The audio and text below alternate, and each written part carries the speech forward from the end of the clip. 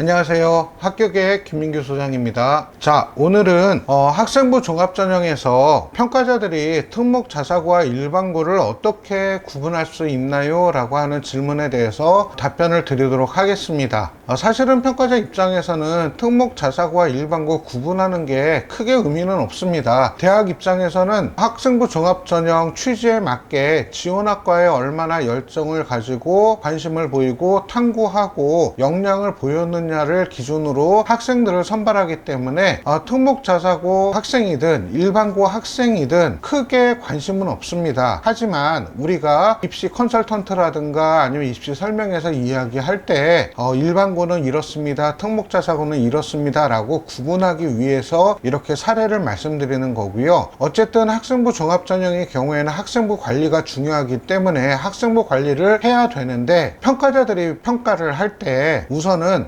이 친구들의 어떤 교과 과정을 먼저 보게 될 수밖에 없습니다. 그리고 또 교과 과정을 본다라는 말의 의미는 뭐냐면 지원 학과에 맞는 위계 과목을 잘 진행하고 있는지를 먼저 평가하게 됩니다. 위계 과목이라고 하는 것은 무엇을 의미하는 거냐면, 내가 어떤 특정한 학과에 지원을 할 때 그 학과에 맞는 과목들을 선택하고 있느냐, 그래서 거기서 지원자의 역량을 발휘할 수 있느냐라고 하는 부분들을 본다라는 것입니다. 그런 의미에서 봤을 때 특목 자사고의 교과 과정이 학교 고등학교 내에서 이루어지는 교과 과정이 일반고보다는 그 위계를 좀 더 적합하게 관리할 수 있기 때문에 좀 더 유리하다, 이렇게 말씀을 드립니다. 그리고 또 한 가지, 일반고의 경우에는 이런 어떤 약간은 불리한 구조를 극복하기 위해서 지역 공동학습이라든가 공동교육 과정을 운영을 합니다. 예를 들어서 경기도 지역 같은 경우에는 꿈의 대학이라든가, 인천 지역 같은 경우에는 꿈들의 과정이라든가, 서울 지역 같은 경우에는 개별교육청 위주로 진행하고 있는 지역 공동학습이라든가, 이런 형태로 공동교육 과정을 진행을 하면서 고등학교 교과 과정에 편제할 수 없는 예를 들어 심화물리라든가 심화화학이라든가 심화생명과학 또는 뭐 물리실험,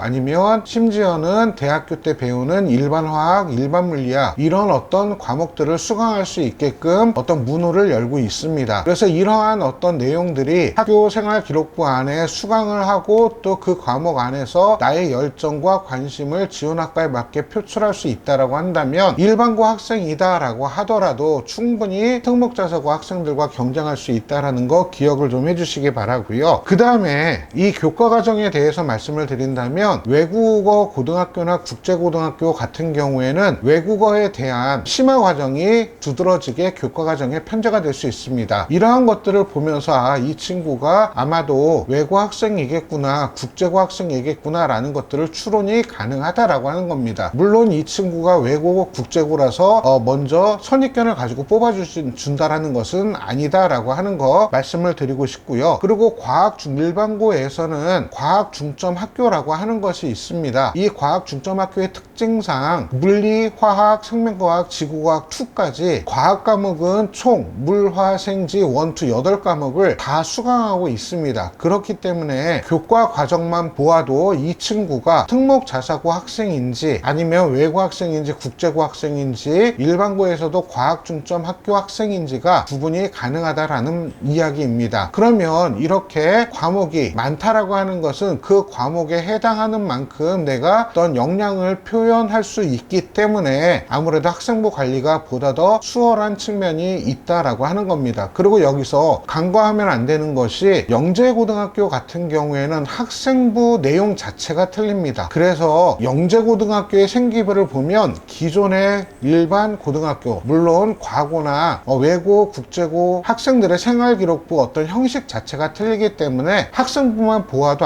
영재고 학생이구나 라는 것들을 알 수가 있다라고 하는 것입니다. 그리고 또 한 가지는 성적입니다. 이 성적 같은 경우에 본다면 표준 편차와 평균과의 관계를 보면서 이 학생이 소속되어 있는 고등학교의 학력 수준을 예측해 볼 수 있다라고 하는 겁니다. 예를 들어서 표준 편차라고 하는 거는 어떤 평균에 대해서 학생들이 분포하고 있는 어떤 범위를 표준 편차라고 할 수가 있는데, 표준 편차가 크면 클수록 학생들 간의 학력 격차가 좀 크다라고 이해하는 것이 맞고요. 그 다음에 표준 편차가 작다라고 하는 것은 학생들 간의 어떤 학력 격차가 적다라고 하는 것들을 볼 수가 있습니다. 한 예로 말씀을 드리면 용인에 있는 모 자사고의 경우입니다. 학교 이름 말씀드리지는 않았습니다. 오해는 안 하셨으면 좋겠고요. 그리고 또 과천 종합정부청사 근처에 있는 모 외고의 경우에는 학생들의 어떤 표준 편차를 보면은 10이 넘지를 않습니다. 굉장히 학생들의 어떤 학력 편차가 적다라고 하는 것입니다. 그런데 평범한 일반고 학생들의 경우에는 표준 편차가 20이 넘어가는 고등학교들이 거의 대부분입니다. 그래서 이러한 것들을 보면서 이 고등학교의 학생들의 어떤 학력 편차가 이렇구나라는 것들을 보면서 학생들의 표준 편차를 말씀을 드리는 이유는 표준 편차가 적으면 적을수록 학생들 간의 학력 격차가 크기 때문에 우리 컨설턴트라든가 아니면 학원에서 보통 진행하는 입시 설명회를 할 때 특목 자사고 학생들입니다 이렇게 말씀을 드리는 거고요. 평가자 입장에서 봤을 때는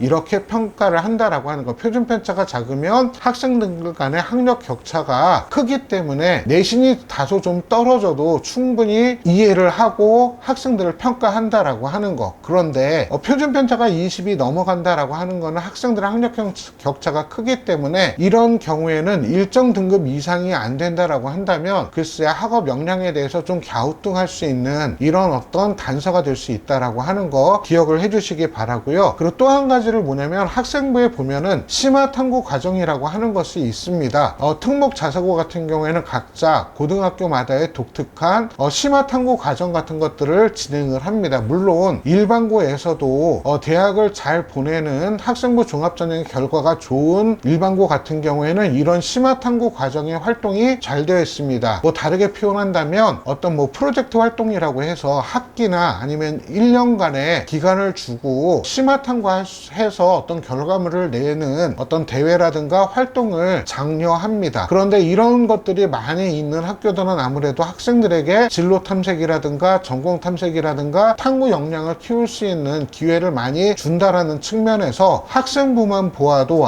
이 학생의 어떤 역량들을 충분히 파악할 수 있다. 다만 평가자들의 기준은 뭐냐면 특목 자사고 학생이니까 먼저 뽑겠다, 일반고 학생이니까 선입견을 가지고 좀 불리할 거다 이렇게 생각하는 것이 아니고 학생부 내용 안에 있는 여러 가지 다양한 정보들을 통해서 이 학생의 역량을 판단하고 있다라고 하는 거 기억을 해주시기 바랍니다. 결론은 일반고 학생이어도 고등학교의 프로그램이 좋다라든가 아니면 학력이 격차가 좁다라고 하면 학생부 종합전형에서도 긍정적인 결과를 얻을 수 있다라고 하는 것들을 기억을 해주시기 바랍니다. 자, 오늘 강의 이것으로 마치도록 하겠습니다. 감사합니다.